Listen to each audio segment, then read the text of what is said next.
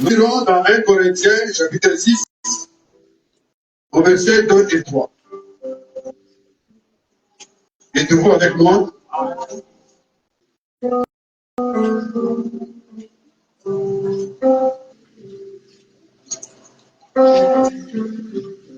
Je lis la parole de Dieu au nom du Seigneur Jésus-Christ. 1 Corinthiens 6, verset 2 à 3.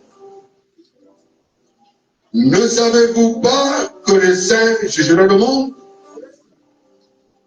Et si c'est par vous que le monde est jugé, êtes-vous indigne de rendre les moindres jugements? Ne savez-vous pas que nous jugerons les anges et nous ne jugerons pas et nous ne jugerions pas à plus forte raison les choses de cette vie? Je vais relire cette écriture. Je voudrais que la lecture, qui est la chose essentielle, puisse être bien positionnée. Ne savez-vous pas que les saints jugeront le monde? Est-ce que vous savez? Et si c'est par vous, et nous, chrétiens, que le monde est jugé, est-ce que nous sommes indignes de rendre les moindres jugements? 3. Ne savez-vous pas que nous jugerons les anges? Les anges dont vous entendez parler là-bas, ils vont passer à notre jugement. Et nous ne jugerions pas à plus forte raison les choses de cette vie. Et Dieu ajoute la lecture de sa parole. On va faire un petit mot de prière. Seigneur, nous continuons de notre... Quand nous lisons ces écritures, nous nous sentons très privilégiés. Car ces écritures nous montrent que nous sommes des juges. Et nous allons juger ce monde. Et à plus forte raison, les anges, comment ne pourrions-nous pas avoir de bons jugements sur les choses de cette vie? Celui qui doit juger doit connaître la loi, afin d'être un juste juge, afin de ne pas faire couper un innocent en prison. Donne-nous, oh Dieu, l'entendement parfait d'un juge ce matin. Ouvre nos esprits et habille-nous de cette vertu de juge, afin que nous puissions être capables de nous entraîner et nous exercer à notre vocation future de juge. Bénis ce peuple qui est venu nous écouter, mais je préfère que par ma bouche sorte ta parole et non la mienne. Nous te demandons la scène et visite ton peuple de manière particulière ce matin, de la manière que durant toute cette adoration, nous avons senti que tu étais présent. Je ne peux rien sans toi. Voilà pourquoi je m'abandonne entre tes mains. Afin que le glorieux Saint-Esprit s'empare de tout ce que je suis pour parler à ce peuple et qu'il puisse avoir la vie. Accorde-le, Seigneur, au nom de Jésus-Christ, notre Sauveur. Amen. Veuillez vous asseoir. Quand vous entendez parler de juge, jugement, juge, c'est que ce terme de jugement, de juge, attire un vocable courant que vous entendez souvent, qui est le procès. Le procès est une prédication que l'homme a prêchée. On a prêché 2 ou 3 fois cette prédication. Et je voudrais aujourd'hui, venant de ce magasin de tout à l'heure, comme mes yeux ont frappé sur cela, vous présenter le procès. Afin que vous soyez capable de prendre position, sachant que Dieu attend de vous des juges qui devront juger le monde. Amen. Mais si vous devez juger le monde, vous devez savoir qu'il y a un procès. Et s'il y a un procès, il y a une procédure de procès. Ah. Les choses que vous voyez dans ce monde, c'est notre terme des imitations. Tout à fait. Quand vous allez au tribunal, vous allez entendre parler du procès. Et qu'est-ce qui se passe dans le procès? Dans le procès, il y a un décor. Amen. Dans le décor du procès, il y a des impératifs. Pour qu'un procès ait lieu au tribunal, il faut quelques paramètres, Amen.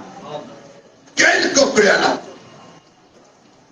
Dans les préalables que vous avez, dans tout procès qui existe, c'est que d'un moment, vous devez avoir quelqu'un qui se plaint. Tout à fait. Celui qui se plaint, on l'appelle le plaignant. Amen. Et si vous avez un plaignant, c'est que vous avez quelqu'un qui est accusé. Déjà, le banc au procès a deux personnes. L'un est plaignant, l'autre est accusé.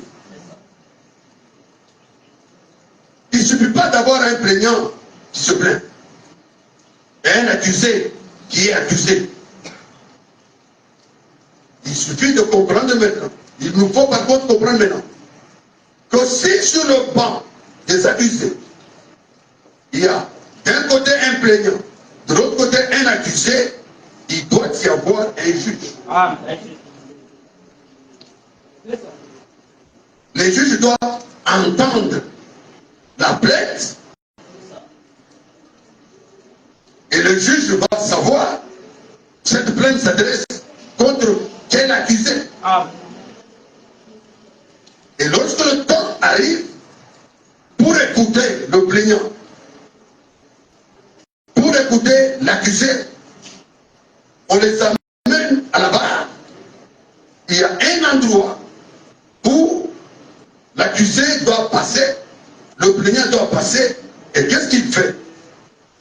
Il va trouver, à l'endroit où il va se positionner, peut-être la Bible. Il doit mettre sa main sur la Bible et jurer. Il va jurer pourquoi? Parce que les juges veulent entendre la vérité. Rien d'autre que la vérité. Amen. Et la déclaration de celui qui passe, avant d'être entendu par le juge, c'est une déclaration dans laquelle il va dire, il se présente, moi, sœur Judith, je jure de dire la vérité et rien que la vérité. Amen. Quand il jure, le juge considère que en écoutant, les déclarations seront vraies. Lorsqu'on va écouter l'accusé, il va passer au même endroit. Il va mettre sa main sur la Bible ou sur la Constitution, sur la loi, et lever sa main, déclarer, moi, frère Eugène, je déclare que tout ce que je dirai durant ce procès, c'est la vérité, rien que la vérité. Voilà. Maintenant, il y a un élément dans le procès qu'on appelle le ministère public. Amen. Il est toujours là au tribunal. Mes frères et sœurs, ne rêvez pas. Vous devez être familier à ces deux corps. Amen. Parce que vous ne serez pas des juges sans savoir qu'il y aura un tribunal un jour dans lequel vous serez juge. Amen. C'est ça. Amen. Et vous devez être positionné dans ces conditions-là comme un juge. et sœur. Dans la Bible, il y a une sœur qui était juge. Vous la connaissez? Donc, juge, ce n'est pas un prédicateur. Quand nous parlons, ça vous concerne vous aussi. Vous devez avoir la capacité, vous devez être habillé de l'autorité de jugement. Sœur ou frère. Parce que Dieu dit, si vous ne savez pas, il lui pose la question. Ne savez-vous pas que c'est vous-là qui devrez juger le monde? Pour juger, il faut connaître la loi. On juge sur base d'une loi. Est-ce que quelqu'un peut se rendre compte de ce privilège que le Seigneur a donné à ses enfants que nous sommes? Non seulement nous sommes sauvés, non seulement il a préparé une cité, non seulement il nous a donné la vie éternelle, mais aussi il a prévu que nous siégeons dans son tribunal et jugeant le monde. Donc le pape que vous voyez est un accusé. Il sera jugé. Parce que si je positionne la plainte, j'aurai une référence qui est la Bible. Et la Bible me donne force de loi. En lisant la loi, la constitution du royaume céleste, nous avons là-bas tous les articles concernant chaque accusation, concernant toute plainte. Et il y a dans cette Bible toutes les sanctions prévues. Quand quelqu'un n'a pas reçu Jésus-Christ comme son sauveur personnel, la sentence c'est qu'il va aller en enfer. Le ciel et l'enfer sont deux lieux, deux endroits, deux choses qui sont dans la constitution du royaume. Amen. Il est écrit que les fornicateurs, les adultères et tous ces gens de vie immorale seront jugés par Dieu lui-même. Frère, il y a des jugements et des jugements. Quelqu'un voulait le sucre de sa voisine, nous allons juger. Mais il y a des choses que Dieu seul jugera. Donc faites attention de vous retrouver dans ce genre de péché qui vous expose au jugement de Dieu lui-même. Amen, amen. La parole, aujourd'hui, qu'est-ce qui est en procès? C'est la parole. La parole de Dieu est aujourd'hui en procès. Qui accuse la parole? C'est Satan. Satan accuse la parole. Qui est le plaignant? Tous ces esprits impurs, tous les démons sont des plaignants. Satan lui-même est dans leur chef. Amen. Et qu'est-ce qu'on reproche à la parole? Satan reproche à la parole le non-respect de la promesse. Chaque fois que vous êtes en train de prier, vous allez terminer la prière de mardi, vous avez demandé que Dieu vous donne une femme. Peut-être que vous avez commencé à prier de ça depuis 2 ans. Mais la femme, vous ne l'avez pas toujours. Un jour, pendant la prière, vous allez voir que Satan vous parle. Il vous dit, depuis que tu as commencé à prier, où est femme même? Si Dieu donne la femme, si Dieu c'est ta côte. Où elle est alors? Qui compromet la parole? C'est Satan. Satan se plaint toutes les fois et déclare que Dieu a menti. Le procès est celui, ce débat qui s'ouvre comme dans le cas de Job. Satan rencontre Jésus pour dire mieux, Dieu, as-tu vu mon fils sous la terre? Tu as vu Job? C'est un garçon comme ça. Il est tout droit. C'est moi-même. Mon pire. Satan dit, mais c'est faux. Tu lui as donné beaucoup. C'est pour ça qu'il fait tout ça. Essaye de lui arracher un peu ce que tu lui as donné. Tu verras si il restera encore fidèle à toi. Dieu dit.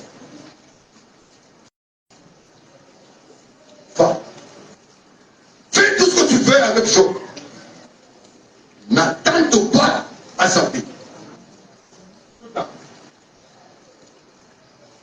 Et lorsque nous lisons la parole de Dieu, elle déclare que Job était l'homme le plus correct, le plus saint de toute sa génération. Mais qu'est-ce que le diable fait? Le diable vient accuser la parole et il met Job en défi. Qu'est-ce qui va se passer? Comme je vous l'ai dit tout à l'heure, je pense que dans notre cas, vraiment, le ministère public est représenté par l'État. Quand vous allez au tribunal, vous allez voir au devant là-bas, il y a le juge avec la toge, avec le chapeau, avec l'histoire, peut-être tout en noir, avec quelque chose de blanc ici. Et puis il y a à droite, celui qu'on appelle le ministère public. Et de l'autre côté, vous avez les greffiers. Et dans les bancs, vous avez les accusés. Et derrière les accusés, vous avez les avocats. On ne peut pas accuser quelqu'un sans lui donner les moyens de se défendre. Donc il y a dans chaque procès quelqu'un qu'on appelle l'avocat.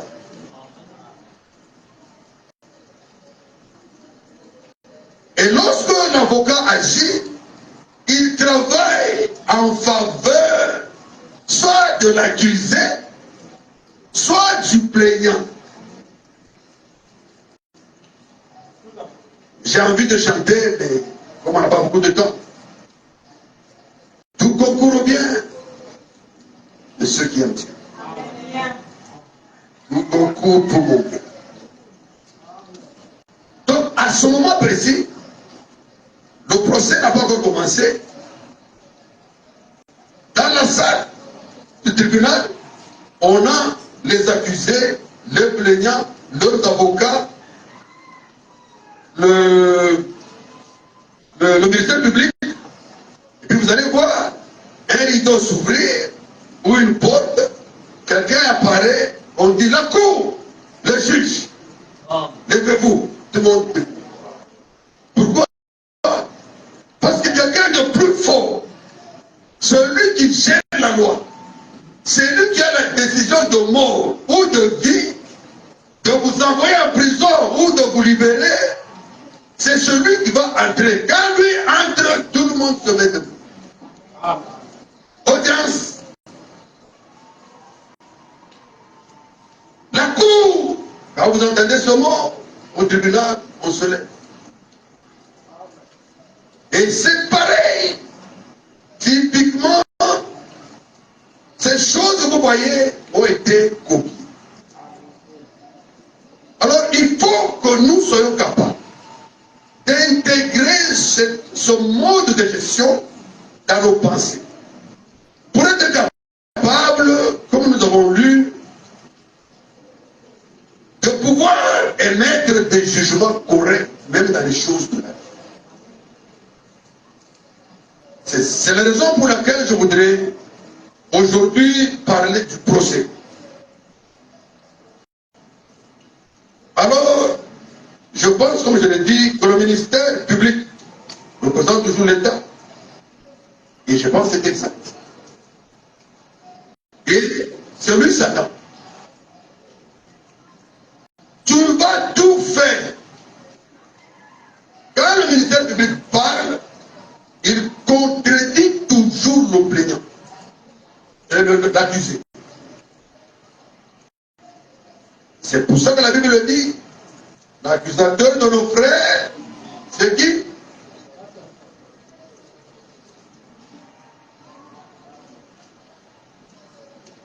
Soyez avec moi.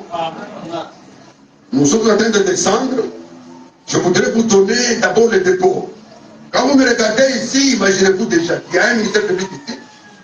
Imaginez-vous qu'ici, moi, je suis en train de faire office de juge. Mais à la fin de ce procès, c'est vous qui serez les juges. Parce que c'est vous qui allez décider. C'est vous qui allez dire oui, je crois que Satan a menti, ou je crois Dieu a raison. Je suis en train de faire un effort pour transférer ma fonction de juge à travers la parole de Dieu sur vous ce matin. La décision finale te revient à toi, Marie. Ouais. Je ne peux pas croire que tu es juge. Qui sont des juges ce matin ici?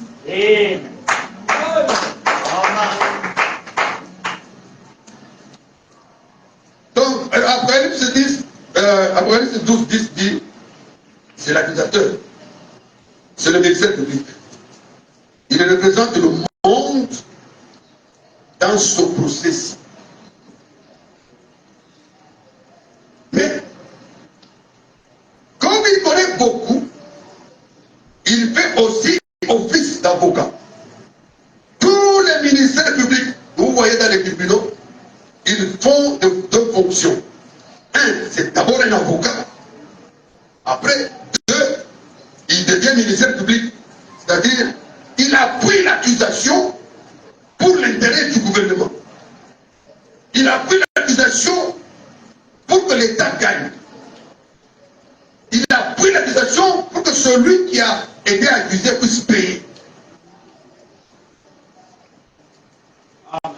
Êtes-vous avec moi? Amen. C'est un petit sujet. Il peut aller long, on peut prêcher ça 3 fois. Mais moi, je vais résumer, comprimer, pour vous aider à saisir votre position et vous réveiller. À ce que vous soyez capable à chaque instant de savoir que dans toutes choses, à la fin de notre circuit, à la fin de notre match, c'est nous qui jugerons les prostituées. C'est nous qui jugerons les faux pasteurs.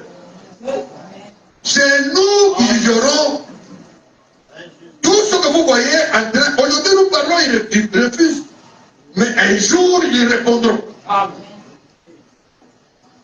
Avec leurs filles qui prêchent, avec leur maquillage. Nous connaissons la loi. Nous savons qu'une femme ne peut pas prêcher.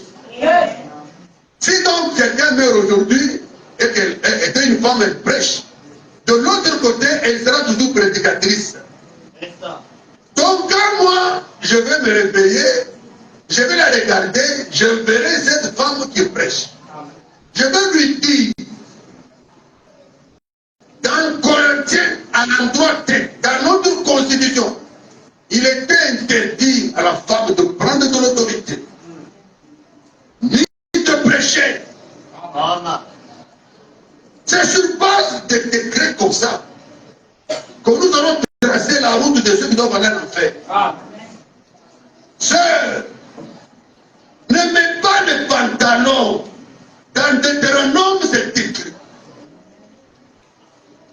Dieu ne veut pas qu'une fille, une femme, mette un habit d'homme. C'est la loi dans notre constitution. Si tu mets ton pantalon, tu mourras, ton pantalon sera là-bas. Le jour où moi je vais revenir après ma fête, parce que j'ai une fête, l'enlèvement nous amène au millénium. Et dans le millénium, nous allons au repas de noces. Et le repas de noces, c'est là où Jésus seul se retrouve avec les fous. Maintenant, quand nous avons fini la fête, avec les culs danse, nous allons à descendre. Les morts ressuscitent maintenant. Nous commençons à les regarder pour émettre maintenant le jugement. C'est là que tu vas voir ta cousine à qui tu disais toujours, on ne coupe pas les cheveux et les a coupés pour paraître des garçons. Ce jour-là, je vais lui dire, il n'a jamais été permis à une sœur de couper ses cheveux. Même si tu es femme mariée, ça peut être motif de divorce. La loi est avec moi ici. Quand je mourrai, je me ressusciterai. La loi est à moi. C'est cette loi qui va me permettre de mettre le jugement. Dès que je prononce la parole, tu prends ta route. Tout à fait. Amen. Amen. Donc ici, je veux que vous sachiez qu'il y aura toujours ce procès. Et même si nous ne sommes pas jugés, nous, aujourd'hui, c'est parce que nous sommes jugés aujourd'hui. Quand vous venez à l'église, nous travaillons. Nous vous annonçons l'évangile. Nous essayons de déverser les lois, les articles de la constitution du royaume en vous. Afin que vous puissiez les avaler. Tout à fait. Vous devez être capable de posséder la parole parce que c'est la constitution du royaume. Le cas est le cas plus sensible de notre royaume, c'est que nous sommes juges. C'est vrai. Nous sommes des juges. Ce n'est pas moi. Vous avez lu, vous avez entendu le verset. Amen. Alors, lorsque nous avons ce décor planté, il y a toujours ce qu'on appelle un témoin. On doit entendre dans le procès. Nous commençons à sortir du tribunal de Youtube. Nous sortons du palais de justice ici. Nous commençons à sortir de ce palais physique vers le palais de notre royaume. Alors nous allons remplacer chaque valeur, chaque personne, chaque individu par sa valeur. Qui est le témoin? Les croyants doivent avoir son témoin. Parce que celui que nous allons juger, l'envoyer à l'enfer, c'est un incroyant. Il a son témoin avant d'être envoyé là-bas. Il y a monsieur le sceptique. Il a aussi son témoin. Il y a aussi un monsieur qu'on appelle monsieur l'impatient. Lui aussi a son témoin. Et le Saint-Esprit, il est l'avocat du croyant. Amen. Amen. Le Saint-Esprit est ton avocat. C'est pour ça que chaque fois que je répète cette citation, lorsque le frère s'est retrouvé dans la troisième dimension, dans son rêve, vous le connaissez, c'est le frère. Vous oubliez, je vous ai parlé d'une histoire ici, il y a un frère qui est mort, il a eu une vision, après dans cette vision, il est parti au-delà, il est parti à la porte, quand il est arrivé à la porte, on dit ton nom n'est pas dans l'église. C'est Daniel. N'oubliez pas ces choses. Parce que si vous oubliez ce qu'on vous enseigne, ça n'aura servi à rien d'être ici. Vous allez recommencer comme une roue qui patine dans la boue. On tourne, on démarre, tu n'avances pas. Pour avancer, il faut retenir. Donc Daniel qui s'est retrouvé déjà là, on a dit, hey, ton nom n'est pas ici, tu peux aller voir, faire recours au tribunal du trône blanc. Il est parti au tribunal du trône blanc. Quand il arrive là-bas, il est passé au jugement. C'était un procès rapide. Et la voix dans la lumière lui dit, est-ce que tu étais un homme parfait? Non, mais tu n'avais jamais trompé ta femme? Non, mais tu n'avais jamais insulté un frère? Si, mais tu n'avais jamais calomnié quelqu'un? Oui, je le connais.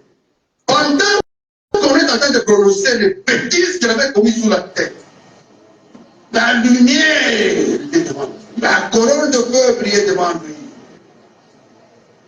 Alors quand il a répondu, après avoir démontré par sa vie qu'il était un cas de disgrâce, il a entendu une voix derrière qui a dit, Père,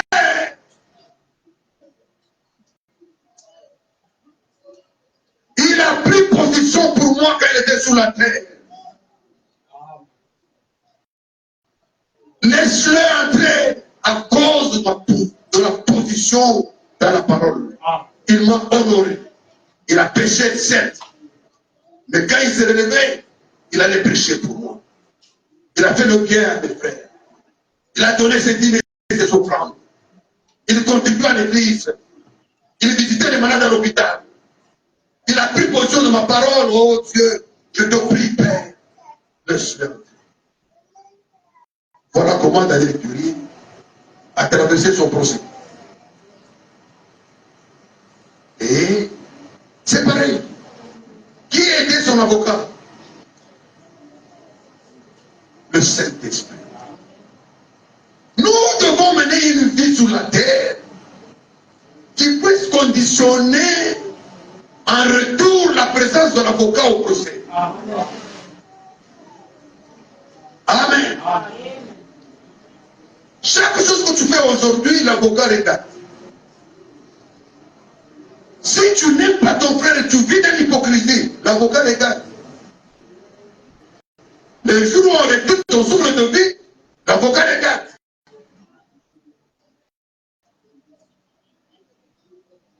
Ça ne sert à rien de prêcher en catimini. Ça ne sert à rien. Si tu veux pécher, pêche carrément totalement. C'est ça moi je dis à mes frères parfois. Si tu veux être pécheur, pêche bien. Pêche totalement parce qu'il n'y a pas d'autre sentence. C'est la mort. Que tu pêches un peu. Tu pêches beaucoup. Tous les péchés, tant que tu pêches, c'est la mort. La sentence du péché, c'est la mort. Voilà comment vous péchez un peu. Laissez carrément tes péchés.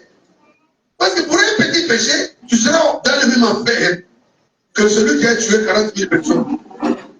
Tu vas te faire le même enfer avec celui qui a tué tout un village. Avec tous les sorciers qui ont mangé les âges, je ne sais pas comment. Tu vas te retrouver là-dedans parce que tu as volé le sucre. Frère, c'est vrai qu'il y a des péchés qui conduisent à la mort. Il y a des péchés qui ne conduisent pas à la mort. Mais tout ça, ce n'est pas notre problème. Notre problème, c'est que nous devons être capables de mener une vie en sorte que cette vie soit un témoignage que l'avocat enregistre pour qu'au jour du jugement, il puisse regarder, il ouvre ton carnet, il regarde, il dit non.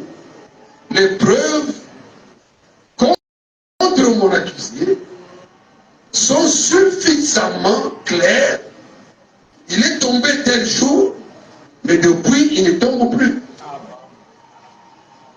Il a menti tel frère, mais depuis, il s'est réparti. Le procès. Le procès aura bel et bien lieu. Parce que nous sommes juges. C'est nous qui jugerons le monde. Amen. Voilà. Donc ici, nous avons trois agents. un incroyant, un sceptique, un impatient. Voilà les trois personnes qui accusent toujours la parole. Ah. Oh, depuis que j'ai prié pendant 22 ans, même une petite grossesse, je n'ai pas eu. Alors qu'il avait dit que non, il n'y aura pas de stérile parmi vous. Même un bonjour par un garçon, moi je n'ai pas. Alors qu'il avait dit que je serais marié. Les impatients accusent toujours Dieu. Ah. Parce que eux, ils pensent que quand ils demandent, c'est aujourd'hui. Non, mon frère. Vous allez voir dans le procès, l'avocat de l'accusé, l'avocat de la parole, va dire ceci. J'ai dit que je vais faire. Je ne t'ai pas dit demain. Amen. Je ne t'ai pas dit à 14 heures. Je ne t'ai pas dit si je vais faire ça la semaine prochaine. Je n'ai pas fixé le temps. Ce qui est au moins vrai, j'ai dit, je fais. Amen. Ça c'est. Maintenant, il m'accuse sur base de quoi? Je n'ai pas encore fait. Oui. J'ai dit que je fais. Amen. Donc, l'impatient est un accusateur. Amen. Et il y a beaucoup d'impatients parmi nous. Chaque fois que tu fais une prière et que tu demeures impatient, tu es un accusateur de la parole. Amen.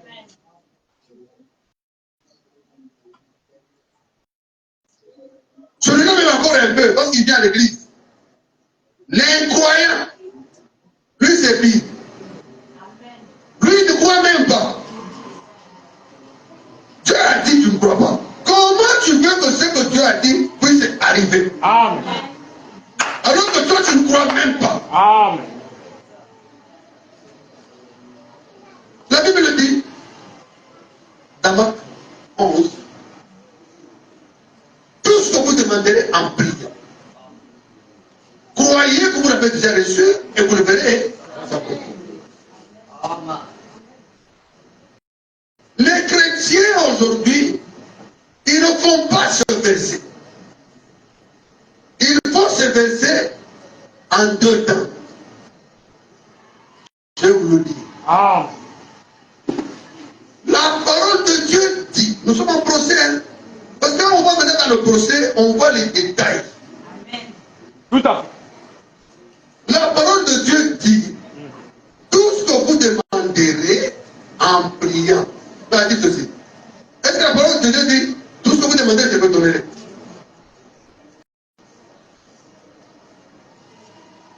Dieu dit, tout ce que vous demandez, je vous donnerai.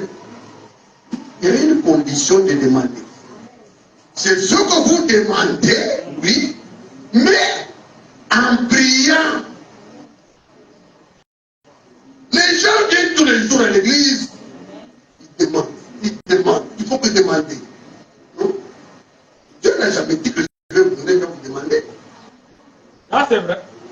Dieu a dit dans cette écriture, demander une chose, mais comment demander en priant? Amen. Lisez le dictionnaire, prier veut dire quoi? Prier, c'est-à-dire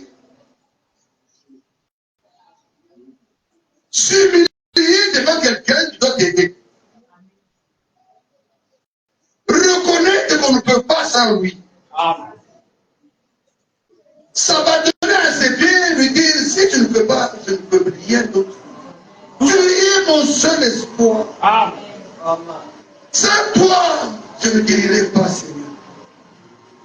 Si tu ne m'as pas sauvé, je vais en enfer. Amen. Si tu ne bénis pas mon voyage, je rentrerai mes plaidoiries. Mon petit commerce, Seigneur, je l'abandonne entre tes mains. C'est ça, prier. Prier, ce n'est pas demander de l'argent. Oh Seigneur, ma maison, là, mon bailleur est de déménager. Je peux avoir 500 000. Oh. Tu peux demander, mais tu ne peux pas avoir. Amen. Parce que tu n'as pas prié. Changeons un peu notre façon d'approcher les choses et de comprendre que dans la parole de Dieu, les choses sont claires. Pesez chaque mot qui sort de la bouche de Dieu, parce que le Saint-Esprit ne met pas un seul mot au hasard. Amen. Même une petite vérité dans la Bible peut faire 2000 ans de différence. Tout à fait. Amen. Donc c'est important de pouvoir éviter d'être parmi ces trois plaignants. Le premier, vous l'avez dit, c'est l'incroyable. Le second, c'est un sceptique. Le troisième, c'est un impatient. Vous savez comment les gens sont sceptiques? Tous ces gens sont déjà venus à l'église. Amen. Ils sont là, ils viennent tous les jours. Quand quelqu'un est sceptique, quelle est son attitude? Il va être avec nous comme un frère, avec nous comme une soeur. On prie, il prie. Maintenant, les aussi sa tête. Mais quand nous disons, le Seigneur est ici, demande pardon, il ne demande pas pardon. Il ferme les yeux, il entend ce que les autres viennent de dire. Après, il va sortir, il va dire, oh, il y a beaucoup de péchés. Il ne priait pas, ni d'écouter les péchés des autres. Un sceptique, c'est quelqu'un qui, lui, doute de tout. Amen.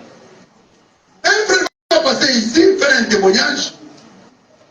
Il dit, voilà, le Seigneur a ressuscité mon fils qui était mort la nuit. Est-ce que le docteur avait dit que c'était mort? Donc, un sceptique, même si on dit que Jésus a marché sur l'eau, il va dire, mais Jésus, c'était un esprit, non? Donc, comment un esprit sur l'eau, ça va poser un problème? Les sceptiques sont très intelligents. Amen. Ils raisonnent beaucoup. Et dans leur raisonnement, ils ne peuvent pas entrer dans la sphère de la foi. Amen. Et là, ils vont demeurer dans l'église en train de dire toujours, il n'y a pas de Saint-Esprit. Il n'y a rien dans cette église. Je ne vois pas les miracles. Quand vous entendez quelqu'un dans l'église qui fait des années et fait des déclarations de ce genre, c'est un sceptique. Amen. Ça c'est. Parce que moi j'ai vu les miracles ici. Alléluia. Moi j'ai vu les gens qui n'étaient pas, qui étaient sans espérance, Amen. qui aujourd'hui sont dans l'espoir. J'ai vu des sœurs qui n'avaient pas de travail, aujourd'hui travaillent. Amen. J'ai vu des frères qui n'étaient rien, dont les contrats étaient douteux. Aujourd'hui, ils ont des contrats. Amen. Tout à fait. Donc, je ne peux pas dire qu'il n'y a rien ici. Moi-même, je suis ici. Amen. Alléluia. Ça fait une année que je suis avec vous. Si je vous dis ce que tu as fait avec moi pendant l'année, vous allez vous étonner. Je suis un homme comme vous, frère. Je ne suis pas parfait. Non. Il y avait en moi des luttes. En moi des luttes, des combats. Mais à force de m'asseoir, d'écouter la parole, de croire à la parole et de m'abandonner au Seigneur, ce qui était difficile pour moi n'existe plus. Amen. Si pour toi ce n'est pas un miracle, moi c'est un miracle. Tout à fait. Parce que cela m'aurait pris peut-être 30 ans. Amen. J'étais très allergique, très colérique. Mais aujourd'hui, même si tu me fais n'importe quoi, je te ferai. Amen. Même au travail, on dit, ah, bébé, je n'étais pas comme ça. Qu'est-ce qui s'est passé? Quelque chose a changé à moi. Amen. C'est quoi qui a changé? La parole de Dieu m'a transformé. Tout à fait. Je peux être prédicateur, mais ça ne veut pas dire que je peux tout, je suis tout, je suis parfait. Vous n'êtes pas capable, moi je peux. Non, frère! Amen. Paul dit, nous courons. Tout à fait. Alléluia. Tous nous courons Amen. afin de pouvoir prendre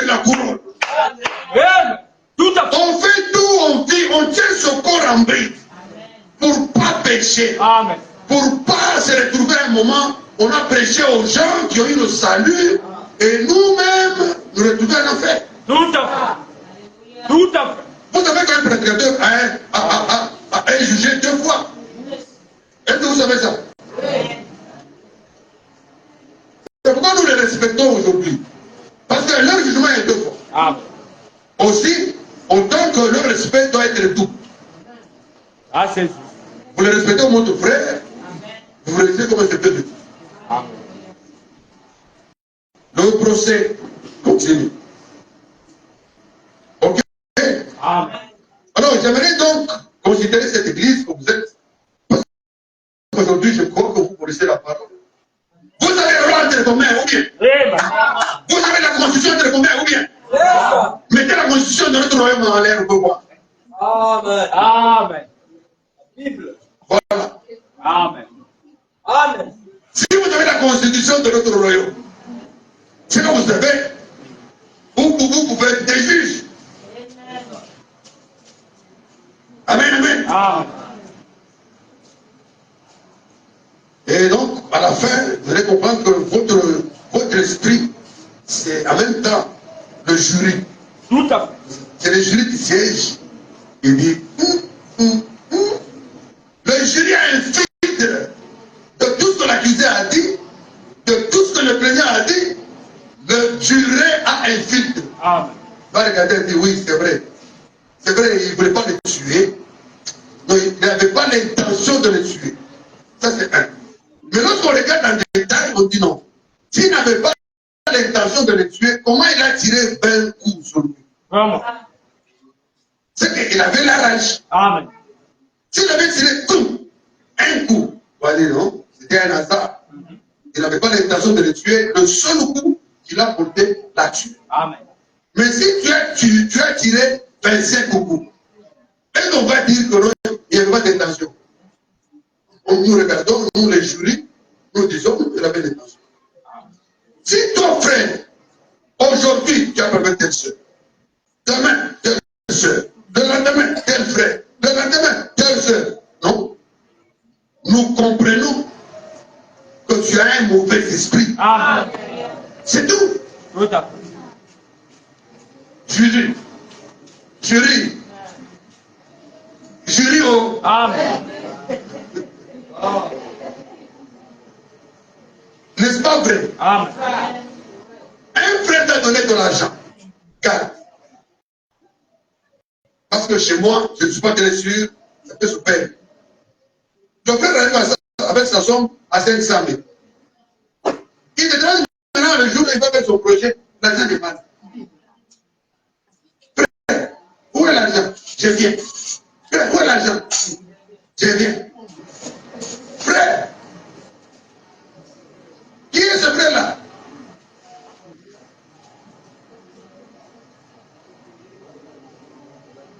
On va essayer de ne pas juger ce procès-là. Mais c'est clair, c'est un voleur. Amen. Frère, Jésus lui-même, la Bible même dit en Malachie 3, vous ne donnez pas les dîmes, Dieu dit dans son jugement, vous êtes voleur. Amen. C'est mon problème. Amen. Si tu es voleur, tu es voleur. Je vais te dire, tu es voleur. Amen. Ah oui. Ça, c'est clair. Maintenant, il faut te chercher un avocat. Amen. Et l'avocat, heureusement, il est méfié. Ah. Parce que cet avocat, à la fois, il est juge, et puis à un moment, il devient avocat. Amen. Dieu, que ton nom soit loué. Amen. Alléluia. Amen. Je voudrais, avant que mon temps ne se termine, vous dire une chose sur ce procès. J'aurai le temps de la sur le procès si je me fais grâce à Dieu. Et là, on va faire un bon procès. Amen. Ouais, je vais trouver mon ministère, je vais le planter là-bas. Je vais lire, lui dire. Amen. Et vous allez comprendre comment les choses vont se passer au ciel ce jour-là. Tout à fait. Ici, je vais vous interpeller, à savoir que vous avez la dimension extrapolée du pouvoir de jugement Amen. que Dieu vous a donné. Amen. Très juste. Alors, vous voyez, un ami aux États-Unis,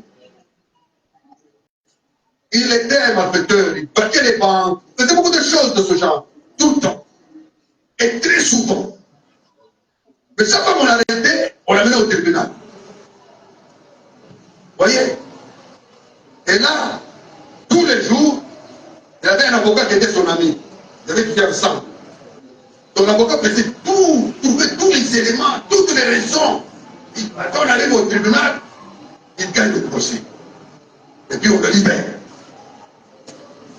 Un autre procès, dans le vol là-bas, cambriolage, il a tué quelqu'un. On l'amène encore au tribunal. Il appelle encore son avocat. Son avocat va créer des éléments de défense, il a constitué tout ça. Il a fini. Il gagne le procès. Il se passe quelques années. Il continue à faire ses vols. Un jour, il a cambriolé une banque, on a arrêté. Quand on a arrêté, on l'a amené au tribunal. Ce jour-là, quand il arrive au tribunal, il cherche, là dans le bureau de l'avocat, son ami avocat, son ami avocat n'est pas là-bas, il y a un autre avocat maintenant. Il y a un autre avocat qui est dans le bureau. Il s'assoit là-bas, il essaie de dire, monsieur, asseyez-vous ici. Quand on dit, la cour, la fenêtre s'ouvre. Le juge sort. Quand le juge sort, il regarde. C'est son ami là, qui était avocat, qui est maintenant devenu juge. Ce procès n'a pas duré. Parce que le juge connaissait. Il le connaissait, cet accusé-là. Alors le juge a pris maintenant la revanche. Il a tiré son tiroir. Il a fait sortir le dossier de son frère. En 1963, 68, 92, 2012, ministère public. Toi, tu n'as rien à dire. Les éléments de ma possession suffisent. Cet homme est condamné à perpétuité. Au moins, non, il est condamné à mort. Là, il fallait que l'avocat cherche des moyens pour qu'il soit condamné à vie. Aujourd'hui, je vous dis qu'il y a un avocat. Cet avocat est encore ce matin avec vous. Son bureau est encore ouvert. Vous pouvez ouvrir son bureau ce matin et lui parler de ce que vous avez fait comme dégâts. Oh, j'ai avorté. Dis-lui, Seigneur, j'avais avorté. Tu as fait des bêtises. Ouvre, l'avocat est là. Aujourd'hui, il est là. Ouvre, entre dans son bureau, dis-lui. La Canadie qu'on m'a donné au village là, je vais jeter ça. Dis-lui, dis aujourd'hui, l'avocat est là. Il est prêt dans son bureau. Les bailleurs que tu mis dans tes... Oh non, on m'a dit c'est pour la protection. C'est la sorcellerie. Entre dans le bureau de l'avocat.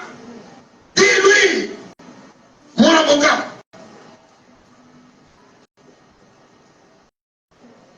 On a tué la poule sur mes pieds. On a dit que j'aurais la chance.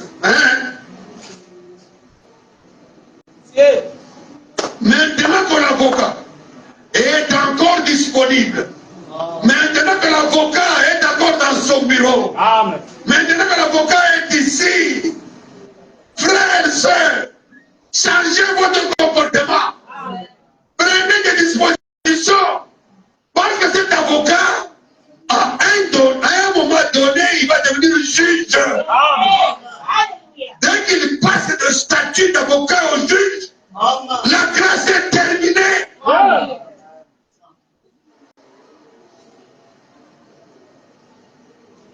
Répandez-vous maintenant, tandis que la grâce persiste encore. Répandez-vous maintenant. Regardez votre vie pour voir si vous pouvez passer dans le procès. De quel côté? Parce que quand vous entrez au tribunal, il y a deux voies. Celui qui a été condamné, il ne sort pas pour entrer en public. De là, on ouvre notre porte. Prison. Évitez qu'un jour le procès ne se vous termine et qu'on ouvre la porte de la prison éternelle, qui est l'enfer. Le procès.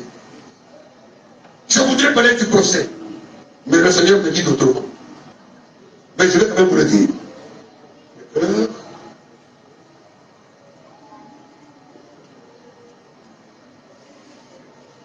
Ok, on y va. Voilà, je vais prendre quelques témoins pour aller un peu vite. Voici un témoin.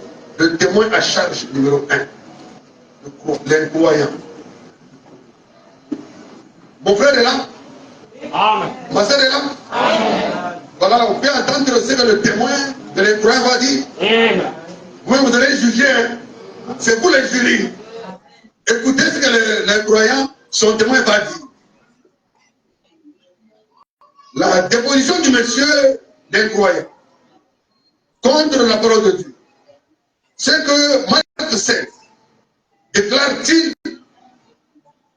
n'est pas vrai. Vous comprenez ce que l'incroyant commence à dire? C'est ça que l'incroyant commence à dire. C'est ça que son témoin commence à dire. Il dit, Marc 16 déclare-t-il n'est pas vrai, qui ne peut pas absolument être vrai. En effet, il dit qu'il est une fois tombé malade, et maintenant, il donne son témoignage qu'il est tombé malade depuis un temps. Et il est allé dans une soi-disant réunion du Saint-Esprit, où on imposait les mains aux malades. Et on affirmait que les malades étaient guéris. Il est donc entré dans cette église, dans la ligne de prière. Il était extrêmement malade. Depuis ce temps, de ce groupe de gens du Saint-Esprit, du soi-disant Saint-Esprit, qui criait et faisait du bruit, soutenant que les gens étaient guéris, avaient prié pour lui. Et monsieur le croyant est passé dans cette ligne et on lui a imposé les mains. Il y a de cela 2 mois, il n'y a aucun signe de guérison. Il dit donc que la parole de Dieu, ce passage est faux. Êtes-vous là? Amen. Marc 16 tabernacle. Vous avez compris ce que le croyant a dit? Si parmi vous quelqu'un a l'esprit de l'incroyant, je vous dis que dans le procès, vous avez 0. Parce que Dieu va réagir. Il va donner la raison. Que Dieu te bénisse, mon frère. Est-ce que vous êtes avec moi? Oui. Les croyants disent que Marc 16 est faux. Regardez ce truc. Mais ce truc dit ceci. Les témoins suivants, pas seulement, jure, je jure, je dis la vérité, parle. Maintenant, écoutez le sceptique qui commence à parler. Le sceptique passe.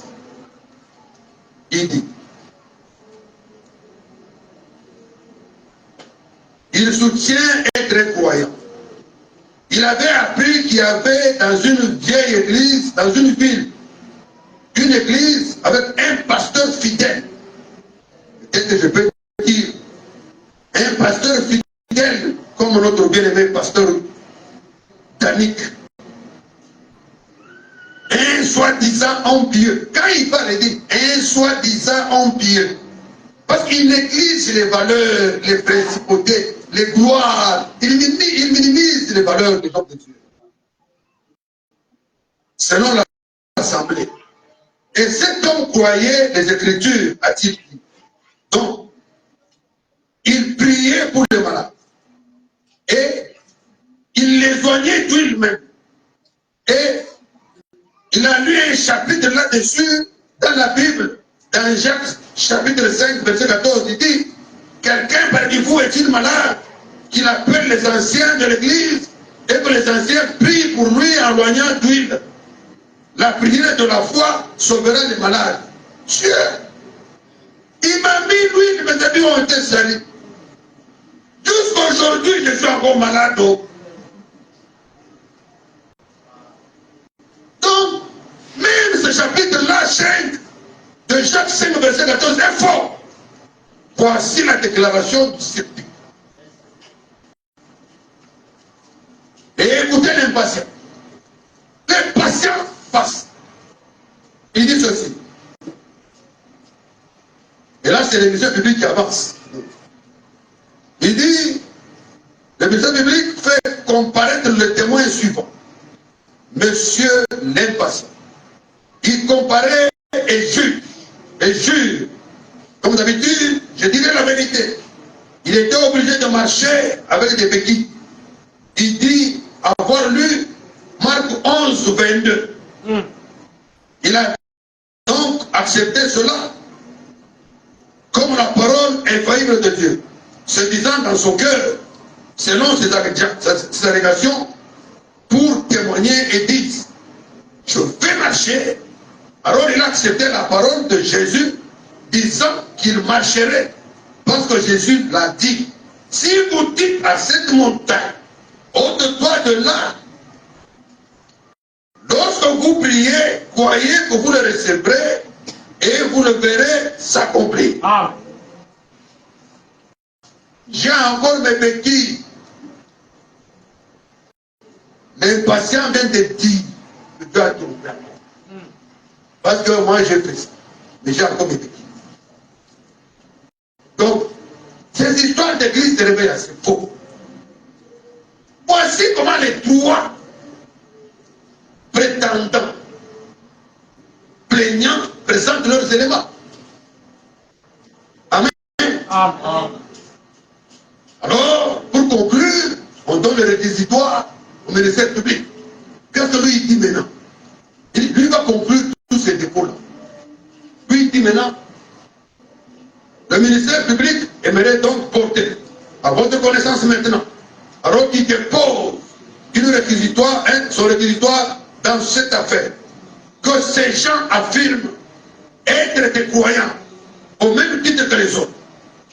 Ils affirment donc aussi, le ministère public aimerait porter à votre connaissance que Dieu n'est pas sérieux. Il n'est pas justifié. Parce que moi j'ai 3 témoins et aucun d'eux n'a été guéri. Alors, le juge regarde l'assemblée et dit, bon, ok, nous avons écouté le ministère public, on a écouté des témoins, et c'est d'abord. Maintenant, nous voulons écouter des témoins de l'accusé. Accusé, à la barre. Témoin à décharge, prend la parole. Qui? Alléluia. Amen.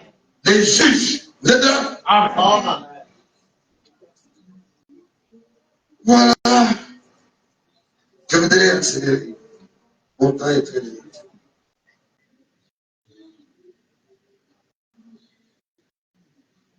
Alors, on peut passer là-bas. Un témoin du plaignant. Il s'appelle Moïse. Amen. Moïse passe là-bas. Jure. Moi, Moïse, je jure de dire la vérité, rien que la vérité. Qu'est-ce que tu veux parler maintenant? Moïse dit, moi je m'appelle Moïse. J'avais 80 ans. Dieu m'a dit, va en Israël, libère le peuple. J'étais seul. Je n'avais pas une armée. On n'avait pas de bombes. On n'avait pas de chars de combat. Mais quand cet homme l'a dit, je suis parti en Égypte. Et au jour où je vous parle, l'Égypte, les Israélites qui étaient en Égypte, je les ai libérés parce qu'aujourd'hui ils sont en terre promise. Amen. Est-ce que Dieu n'a pas tenu sa parole? Amen. Tout à fait. Juge. Il dit, ouais, tu as raison. Mais toute chose doit être prise sur la déposition de 2 ou 3 témoins. Amen. Alors on pose la question, qui est le deuxième témoin qui peut venir ici témoigner une autre chose? Job se réveille. Alléluia. Je m'appelle Job. Amen. J'étais un homme riche, opulent. J'avais des troupeaux, des maisons, des beaux enfants, une très belle femme. J'avais tout. Mais qu'est-ce qui s'est passé? Un jour, toutes ces choses ont commencé à périr. Je n'ai pas compris. Mes troupeaux ont pris le même jour. Les maisons sont tombées sur mes enfants. Ma femme était prête à m'abandonner. Tout ce que j'avais a disparu. Je suis tombé malade avec un ulcère. Les chiens même venaient lécher les ulcères. Mais je vais vous dire une chose. C'est Dieu que vous voyez, il est fidèle. Un jour de mon désespoir, je n'avais rien sans force. Mais j'ai regardé, je l'ai vu. Quand je l'ai vu venir dans mon songe, j'étais parti dans le centre, entouré de sacs, les ulcères et les mouches montaient, mais j'ai vu mon rédempteur. Amen. Oh. Et je peux vous dire aujourd'hui que je ne l'ai pas vu sûrement. Tout ce que j'avais perdu, si j'avais 5 chevaux, quand il m'a restauré, j'en avais 10. Amen. Si j'avais 5 enfants, quand il m'a restauré, j'en avais 10. Amen. Si j'avais 1000 troupeaux, quand il m'a restauré, j'en avais 2000. Tout à fait. Est-ce que ce Dieu n'est pas vrai? Amen. Je témoigne de ce Dieu. Il m'a fait passer dans les épreuves, mais patiemment, il a pris soin de moi. Amen. Il est fidèle. Amen. Oh. Cherchons un troisième témoin. Qui peut parler maintenant? Qui peut parler? On cherche un autre témoin. Amen. Qui peut me donner un témoin? Branham. Branham. Amen.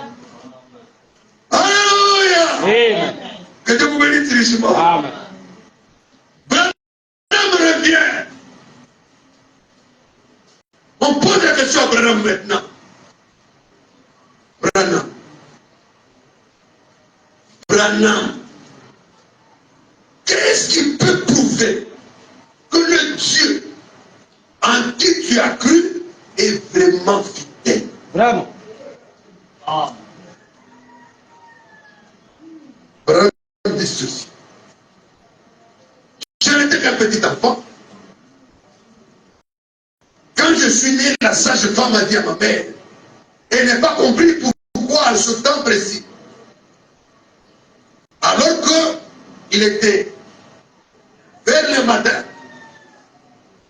je sortais de sein de ma mère. La colonne de feu est entrée par la porte entrouverte et a éclairé l'endroit où j'étais né. Oh. Cette femme sage a confirmé Amen. que cette naissance est extraordinaire.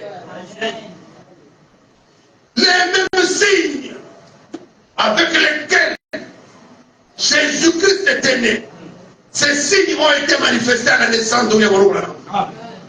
Nous ne sommes pas des fanatiques. À l'instant T, dans la cabane où il était, alors qu'il était en train de sortir de sa mère, de l'autre côté, les villageois, les chasseurs qui étaient de l'autre côté, ont reçu le témoignage. Qu'il y a à la hauteur, à la colline quelque part, un homme spécial qui est en train de naître. Amen. De la même manière que Jésus naissait, les anges sont descendus. Ils ont parlé aux bergers. À cause de la présence de la colonne de feu qui donnait naissance au don. Amen. William Marion Branham. Amen. C'est le don de l'église d'épouse. Le don, un don pour l'église de Amen. Nous avons des dons, mais celui-là était un don spécial. Amen. Un jour, parce que je n'ai pas compris toutes ces choses compliquées, j'ai décidé de me donner la mort. Je n'étais pas capable. Je n'ai jamais étudié même. Je n'ai fait le CM2. Mais comment il peut m'utiliser? J'ai pris une arme Je l'ai pointé sur ma tête pour mourir. J'ai lâché. Rien. La balle n'est pas sortie. J'ai pris la même arme. J'ai dirigé ailleurs. Quand toi, je reviens, je mets sur moi. Rien. Je tape ici. Toi, je mets sur mon corps. Rien. Qui a empêché ma mort? Si ce n'est pas celui qui avait un plan merveilleux pour moi. Il connaissait, comme il a dit à Jérémie, je connais ton plan. Je connais le plan que j'ai formé sur toi. Un plan de bonheur. Un plan de paix. Et non de malheur. Afin de te donner l'espérance et l'avenir. Est-ce que cette parole n'est pas biblique? Tout à fait. Est-ce que cette promesse n'a pas été retrouvée dans cette vie? Tout à fait. C'est pas fini. J'ai eu le privilège, moi, Branham, de descendre dans les séjours de mort, de visiter l'enfer, de regarder ce que c'est que l'enfer. Je ne sais pas s'il y a quelqu'un d'autre à qui tu as fait cette grâce. Paul est parti dans le 3e siècle. Mais Paul n'est pas descendu dans les régions inférieures. Branham a eu le privilège de descendre dans les régions inférieures. Et là, il a compris que l'enfer existe. Amen. Je vous prêche la vérité. Amen. Et Dieu l'a souverainement élevé. Il l'a amené au-delà du rideau de temps. Il a rencontré des jeunes sœurs là-bas. Amen. Alléluia! Amen. Et quand il est arrivé de l'autre côté, il a trouvé des sœurs qui venaient vers lui. Oh, précieux frère! Les sœurs l'embrassaient. Je veux vous dire Amen. qu'il reconnaît qu'il n'y avait plus de sensation intérieure. Amen. Il ne sentait rien. Amen. L'histoire de femme, garçon, ça, ce sont des choses de la terre. Amen. D'ailleurs, la Bible le dit, si tu es ma femme aujourd'hui, c'est aujourd'hui seulement. Quand nous serons morts, il n'y a pas mariage. Amen. Amen. Alors, pendant cette affaire, le frère Branham a regardé beaucoup de sœurs. Il dit, mais toi, je ne te connais même pas. Il dit, mais tu ne me connais pas. Si tu n'étais pas là, nous ne serons pas ici. Amen. Nous sommes le produit des prédications que tu as amenées pendant que tu es sur la terre. Amen. Frère, le juge regarde. Hein? Et puis, il dit, et puis c'est pas fini. J'ai rencontré des sœurs qui vont vouloir me... Les gens de l'autre côté voulaient que je monte sur une esplanade, comme une estrade. Il dit, non, non, non, non, non, moi je ne peux pas monter là-bas. Je ne peux pas. Moi je ne peux pas. Il était tellement drôlement humble. Il dit, non, tu dois monter là-bas. Pourquoi dois-tu monter là-bas? Il dit, parce que Dieu t'a fait le chef. Amen. C'est ce que je dis. Tout à fait. Et je suis abramamiste. Amen. Je crois au prophète. Amen. Très juste. Et quand le juge a entendu ces choses, il a dit, oui, je crois que si ces choses sont vraies, donc, le procès doit terminer. Le procès, quand il termine, il doit avoir, le jury doit prononcer qui a tort, qui a raison. Amen. Avec les sentences qui sont collectées. Ceux qui ont tort doivent aller en enfer.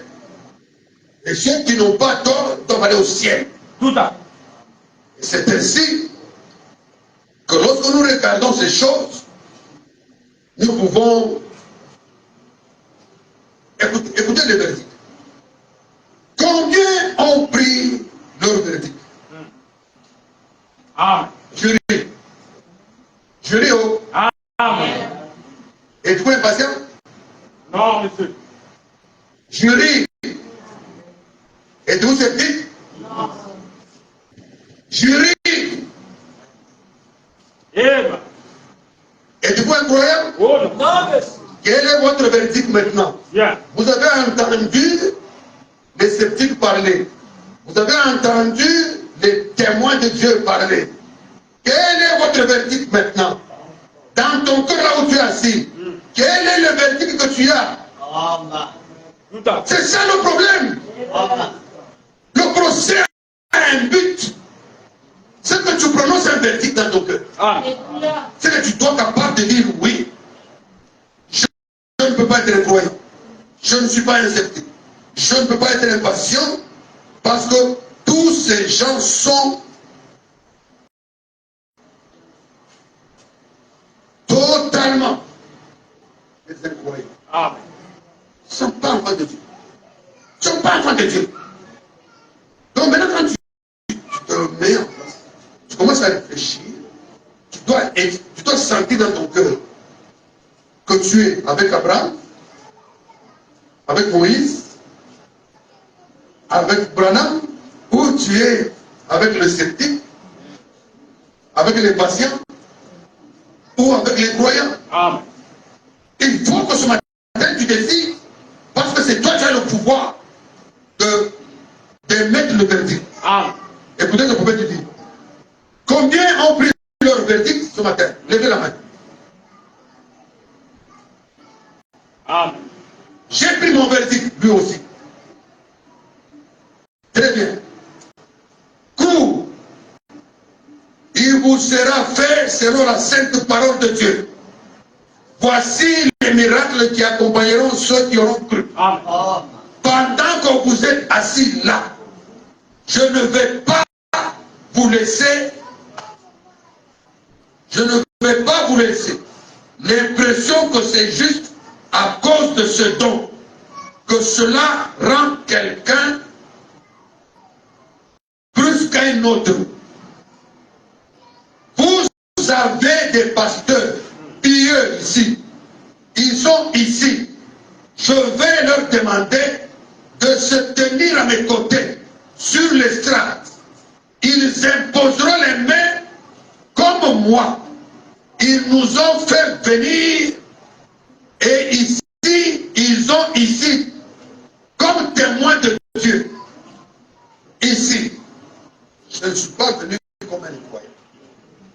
Moi et ces serviteurs de Dieu qui sont ici, nous sommes venus ici comme témoins de Dieu. Amen. Donc à la fin ici, nous allons inviter les serviteurs de Dieu, nous tenir avec eux ici, comme témoins de Dieu, appliquer Marc 16, imposer les mains aux malades, s'il y en a, prier pour ceux qui ont des problèmes, s'il y en a. Et nous devons aujourd'hui, à la fin de ce culte, être sûr que personne ne sort d'ici, il est chargé. Amen. Pourquoi? Parce que nous sommes gagnants dans ce procès. Amen. Et dans ce procès, nous avons le pouvoir, l'autorité, la capacité de pouvoir agir pour délivrer chaque cœur lié par quoi que ce soit. Amen. Amen. Amen. Votre esprit, c'est le jury. Le jury doit décider. Et le comportement que vous afficherez à partir de maintenant prononcera ou montrera aux gens ce qui est votre verdict. Amen. Est-il coupable ou ne l'est-il pas? Tout à fait. Croyez-vous qu'il n'est pas coupable, qu'il tienne effectivement sa parole? C'est nous qui avons, nous écoutons le vieillot, impatient, monsieur les croyants, monsieur les sceptiques. Mais maintenant, croyez-vous que Dieu tient sa parole? Le jury, c'est votre esprit. Et votre comportement désormais prouvera aux gens ce qu'est votre verdict dans votre cœur. Croyez-vous cela?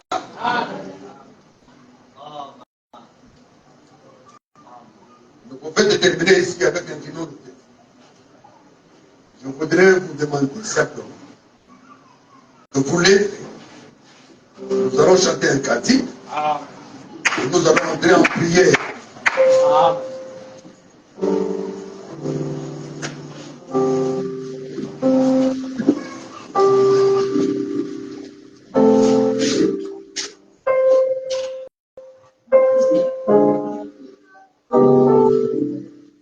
Seigneur nous aide.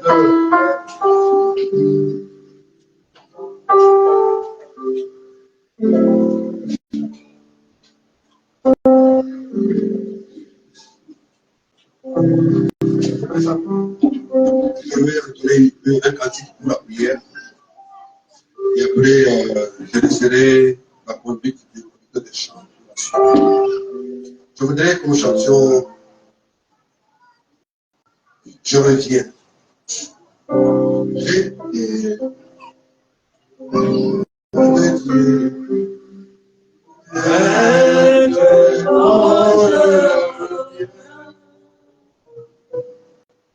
le péché longtemps je suis Seigneur,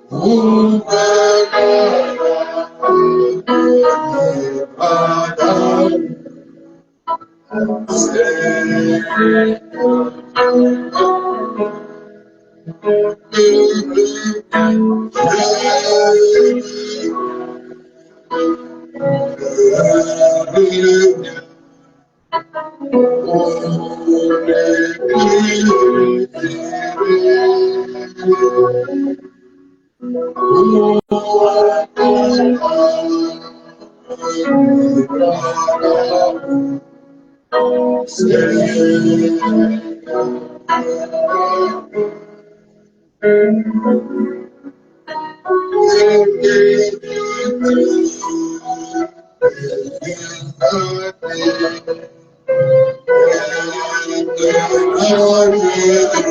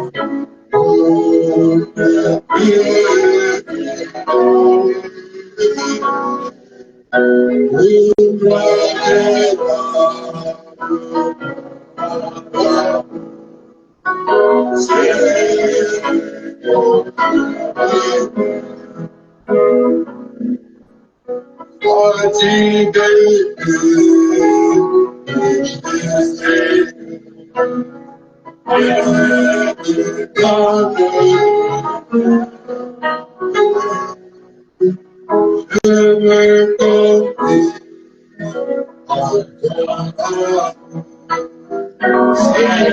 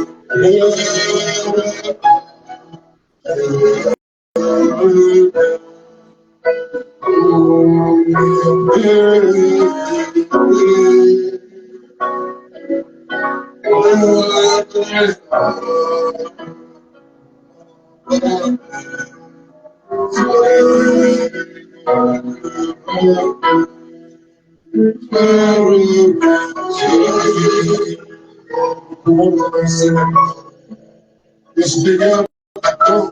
Nous venons de lui dire que nous avançons. Oui, nous sommes les Dieu. Nous sommes là pour le Dieu auprès de notre Seigneur. Prions. Disons à Dieu que nous ne voulons pas être sceptiques. Nous ne voulons pas être des croyants, des incroyants.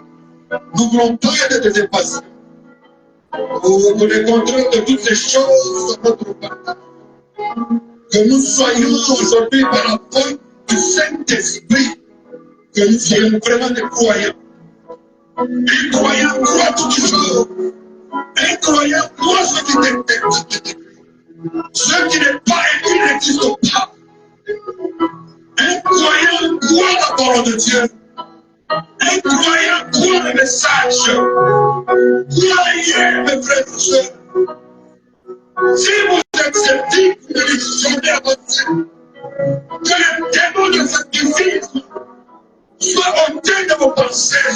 Nous prions que quelqu'un ne soit pas, que personne ne soit sceptique à ce message. Que personne ne soit sceptique à cette parole. Ne soyez jamais impatient. L'impatience n'est pas une vertu. L'impatience est un démon aussi.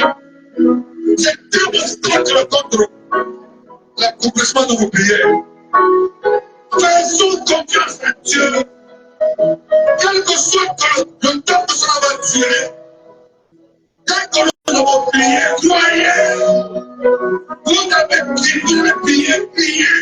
Croyez à cette prière. Aucune prière ne peut être payée. Si vous avez prié pour quelque chose, continuez à prier. Approchez-vous de Dieu avec cachement. Le Maître est présent ici ce matin et veut résoudre ton problème au frère. Qu'est-ce que tu as comme situation? Qu'est-ce qui embrouille ta vie? Le Seigneur est capable ce matin à pouvoir te libérer, te délivrer de toute chaîne de modalité, te délivrer de tout lien. Le Seigneur Jésus.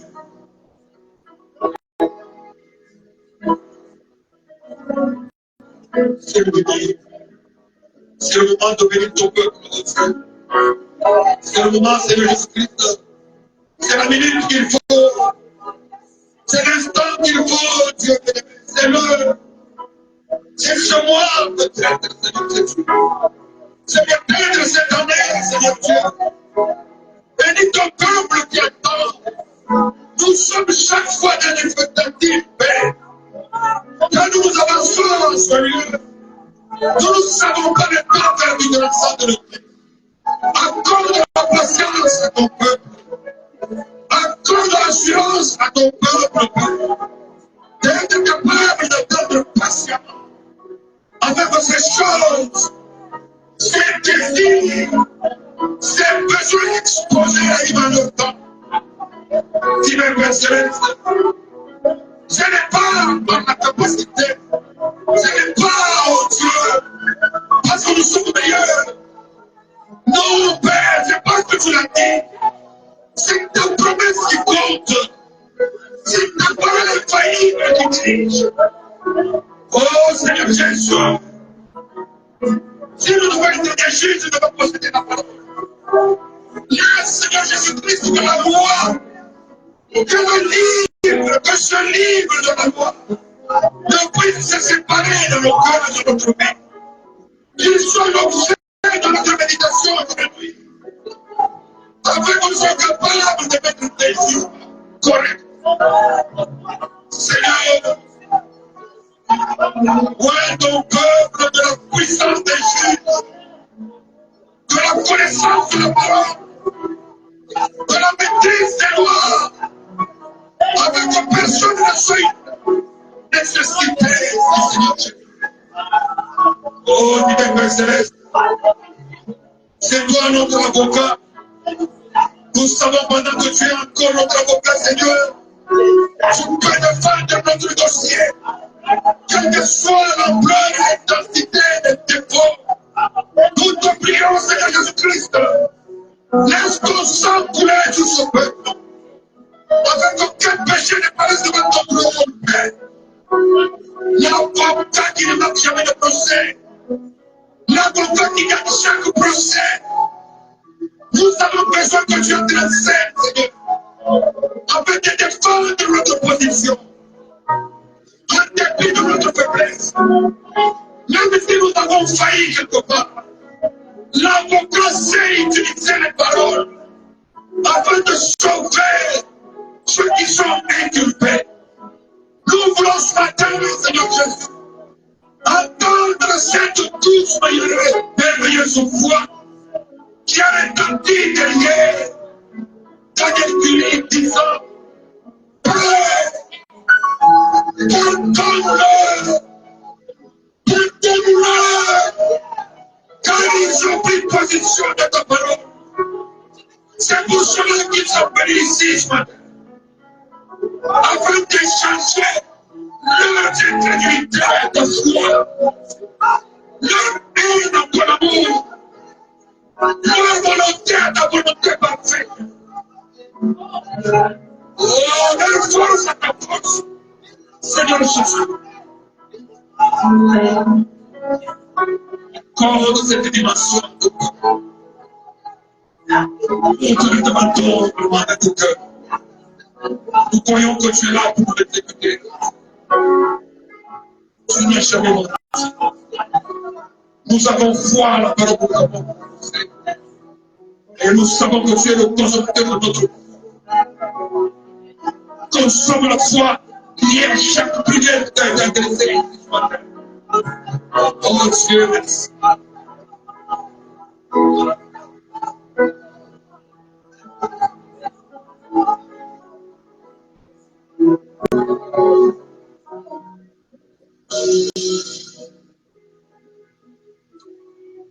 Je vais inviter ce Dieu de Dieu à se tenir avec vous.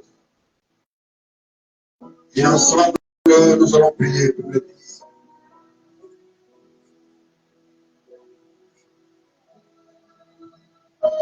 Si quelqu'un a un besoin quelconque dans sa vie, dans son cœur, qu'il daigne lever sa main.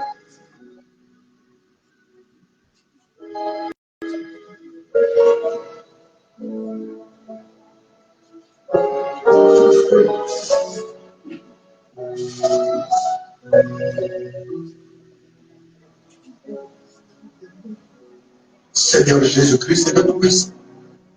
Ce que j'ai fait, c'est ce que le prophète a fait. Je ne suis qu'un supplicateur.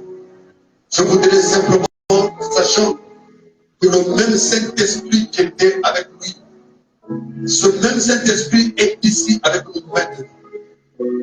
Les têtes sont élevées. Oh Dieu. Les mains sont levées pour exprimer un désir, un besoin dans les cœurs de quelqu'un. Seigneur, si j'ai trouvé grâce à tes yeux ce matin, pour faire humblement ce petit service, Père, je te prie, oh Dieu, laisse que le Saint-Esprit descende sur chaque main levée à ce moment, afin de pouvoir apporter, oh Père, la solution à chaque problème qui est enfoui dans le cœur de tes enfants. Si quelqu'un est malade, tu es Jéhovah Rapha, l'Éternel notre Dieu qui nous guérit de toutes nos maladies. Tu ne prononces point jamais une parole sans l'accomplir. Guéris les malades parmi nous ce matin. Que chaque malade reçoive sa guérison maintenant. Au nom puissant de Jésus-Christ. Non parce que je l'ai dit, parce que tu l'as dit, Seigneur Dieu. Ta parole déclare que par tes bénédictions, nous sommes guéris. Guéris chaque imperfection parmi ton peuple. Guéris chaque malade de la main levée. Guéris notre soeur, Maman Elena. Guéris la seule colombe à ce moment là où il se trouve, Père. Que la puissance de cet esprit voyage et touche à ce moment les corps de ton bien-aimé absent qui ont besoin d'être restaurés. Pur de leur corps, Seigneur Jésus-Christ. Toute imperfection. Restaure le corps de tes enfants. Paul le faisait avec les mouchoirs. C'est la même chose que nous faisons ici maintenant. Le Saint-Seigneur n'a pas demandé que tu bouges. Tu as prononcé la parole et au moins, pour que tu sois été opéré.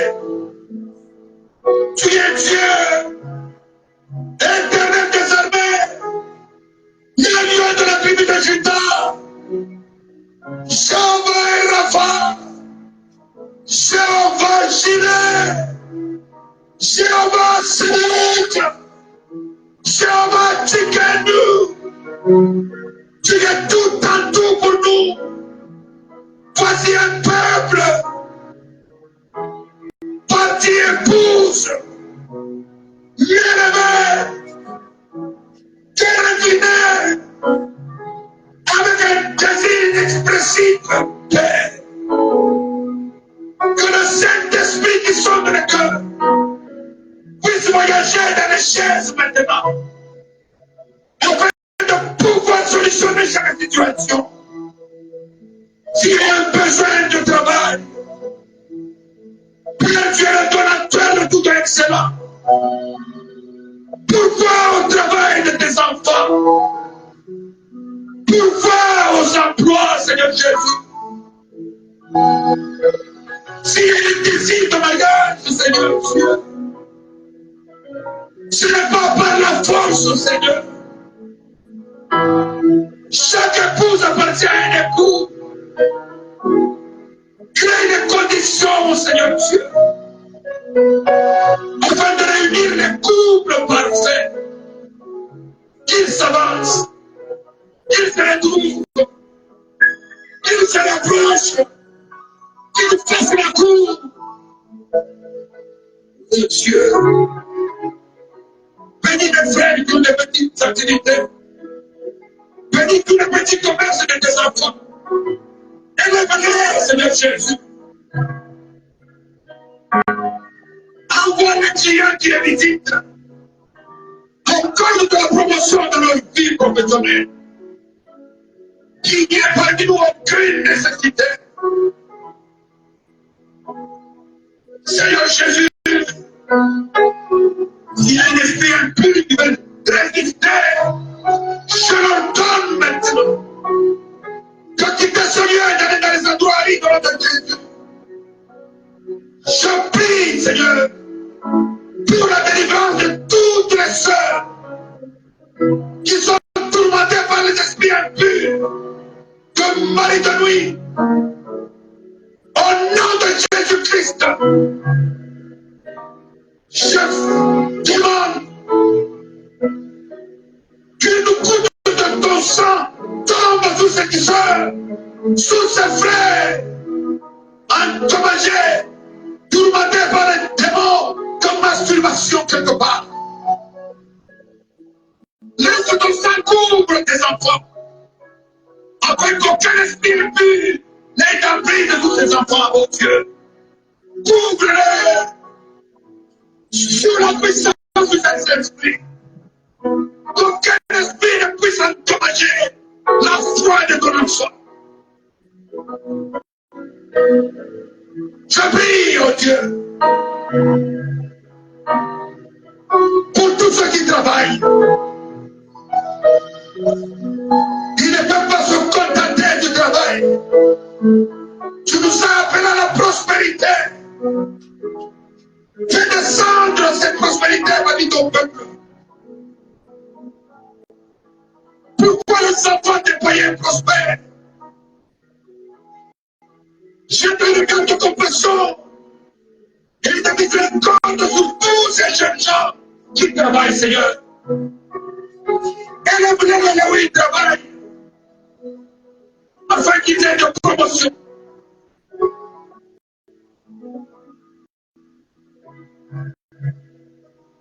Accorde la foi nécessaire à cette prière haute.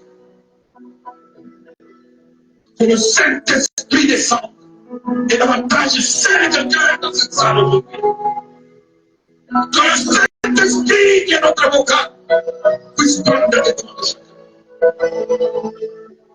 Laisse le Saint-Esprit, Seigneur Dieu, corriger notre marche.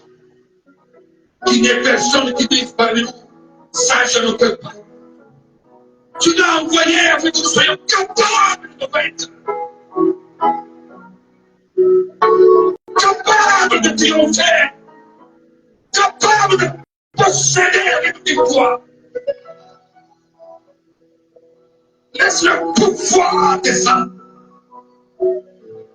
pour que nous soyons capables d'écraser les serpents, écraser toutes les maladies, écraser les hémorroïdes, écraser les cancers, les démons de tout genre.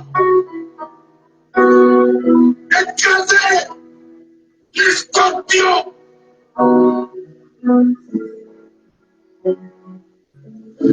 Lâche ce pouvoir que tu nous as promis dans le temps. L'autorité suprême de la parole est dans nous maintenant. Donne chacun de l'utiliser, Seigneur.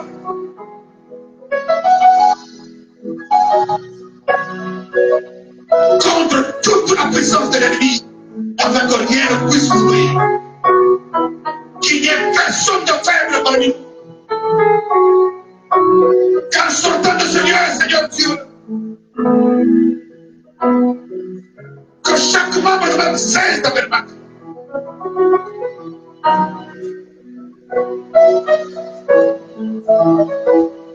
Puisse être membre de la sainte couronne pour le combat et la victoire. Donne-le. Donne ta grâce.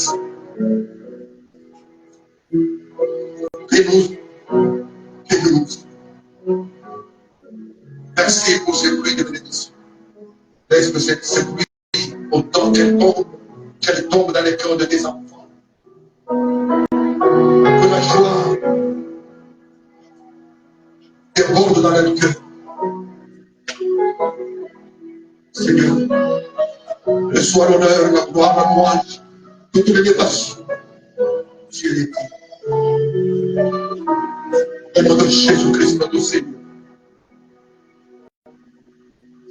Nous pouvons ainsi prier. Amen.